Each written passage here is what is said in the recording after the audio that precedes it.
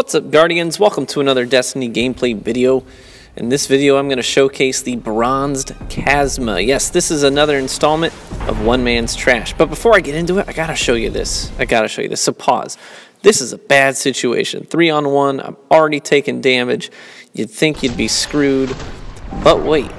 I figure I can stick that guy, get the double kill off the grenade, and then shotgun the closest guy.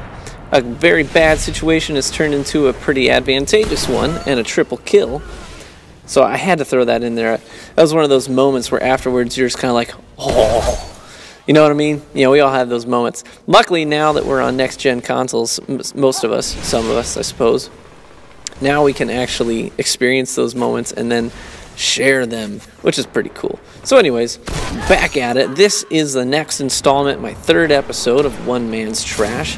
And in this series, what I do is I like to focus on a blue rarity unique weapon and show that it's really not that bad. And show you that some of these weapons, depending on the roles that you get on them, can be really, really effective in the Crucible. Now, not so much in PvE, but that's okay. My channel really is, if you haven't noticed this already, my channel is very PvP focused. I'm really into PvP. I really do like the PvE in this game as well. I mean, I do all the raids and the nightfalls and all that business, and I got guys that I regularly raid with and have a lot of fun doing it. But I'm primarily a PvP person, so that's what my channel tends to focus on. So anyways, this is the Bronzed Chasma. It is a blue rarity shotgun that is unique and came out with the DLC. So maybe you've gotten some of these and probably just dismantled them right off the bat because they're blue. But they're really, actually, the range on this is really good. And just to back that up, by the way, right now, what you're seeing is a 35 kill streak using this shotgun. And obviously there's some heavy and some super kills in here as well, but mainly using this shotgun, a 35 kill streak on Firebase Delphi.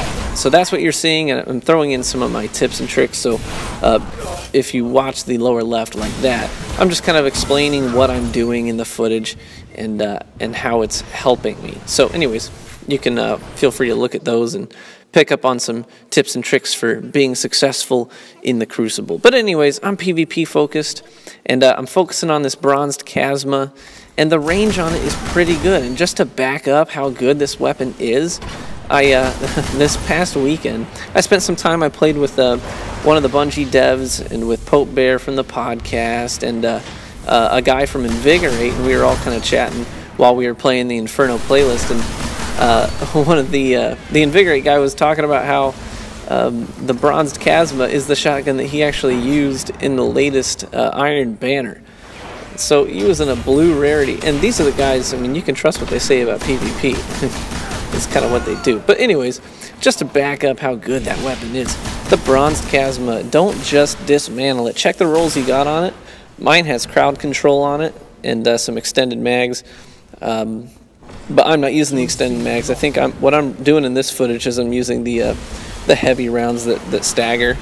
So I kind of like the shock effect that you get with some of those heavier rounds that kind of shakes the other person's screen, so it's harder for them to do target acquisition.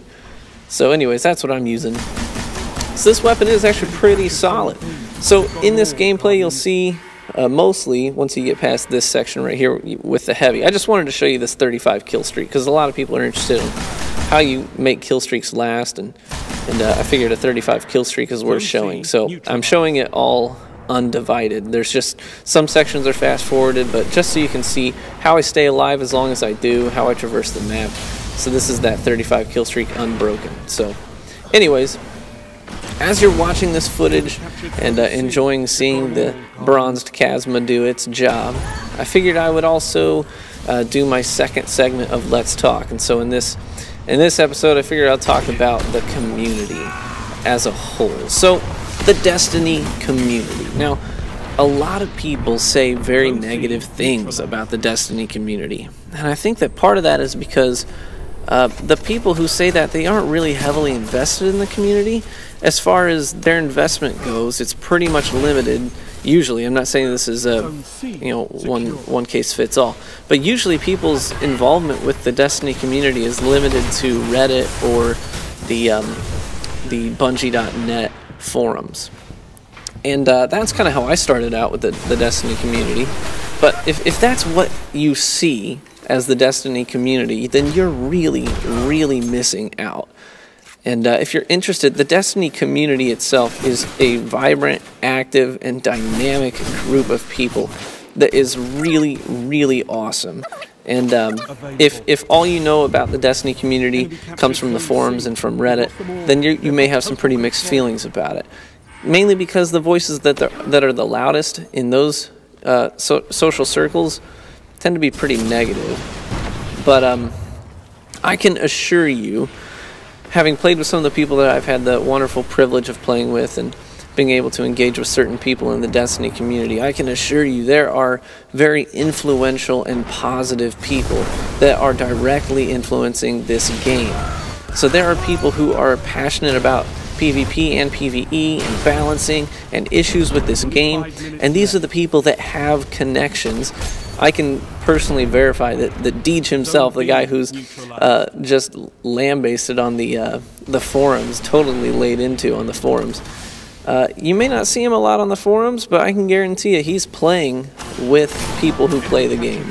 He's spending his time around people who are giving him criticism and giving him advice about what the game can do better. And then he's taking that to the right people. So you may not see that on the forums, but that's just because the forums, they're a good source of information, and a lot of these pretty influential people, that's where the 35 kill streak ended, by the way. A lot of these influential people in the community use those forums just to know what people are talking about, and then to take that information back to the people who can really make a difference. So there are people making a difference in this game. The community is very, very active. But that community isn't super active on those forums. So if you're interested in really being a changing force in this community, it can happen. And you just have to engage with the right people and figure out who those people are. And you can have those experiences. So I'm a believer in the Destiny community. I think that there are just some fantastic people out there doing fantastic work to help people in the community, to help the game develop in a healthy and a positive way. So those important discussions are being had, but you might not see them on the forums.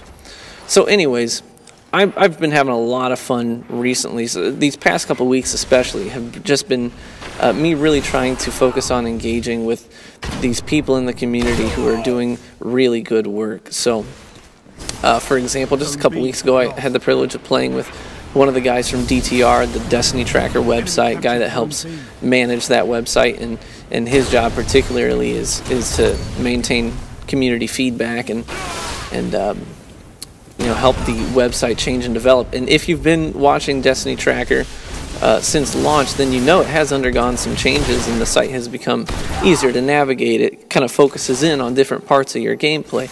And so all those changes happen because they've got a team working really hard to bring you the best content that they can on their site. So there are people like this who are really working their butts off for the community for no other reason than to help the community know their stats better, know how they play better, become better players. It's not a selfish gain sort of a situation. So there are just some awesome people out there doing awesome work. And you may not be familiar with the Dads of Destiny clan, a big and growing clan. I'm actually a part of the Dads of Destiny group, and they recently did something called Operation Supply Drop, where they made video gaming an opportunity to do charity work and to support, just to support our soldiers overseas and stuff like that. Great group of people. So there are people like this in the community, and I've been blessed with the opportunity to see this stuff happen. And so I'm a firm believer in the Destiny community. I'm really excited to see how this game community is going to grow and develop over time, and how the game itself is going to grow and develop. I'm excited to see what Destiny 2 is going to have to offer, because a lot of people say in a negative way that Destiny 1 is just a beta for Destiny 2. And they say it kind of in a negative sort of a way. But honestly, I don't think that's a bad thing, even if the developers do view Destiny 1 as a beta for Destiny 2. In all seriousness, aren't game series like that anyways? They take the information they've gathered from one game and they seek to make the second one better based on that information. So anyways, I'm a big believer in this community. I'm excited to be a part of it. I'm excited to see where it's going to go and how it's going to continue to develop over time. Heavy ammo So, inbound. thanks to those of you who do support my channel regularly. You guys do mean the world to me, the fact that you would spend time out of your day just to watch my videos, listen to my advice. It's pretty humbling, it's pretty cool. I'm excited that the channel's grown as it has. Excited to see how the channel itself is going to continue to develop over time. Feel free to follow me on Twitter, because I do use Twitter to engage with people pretty frequently.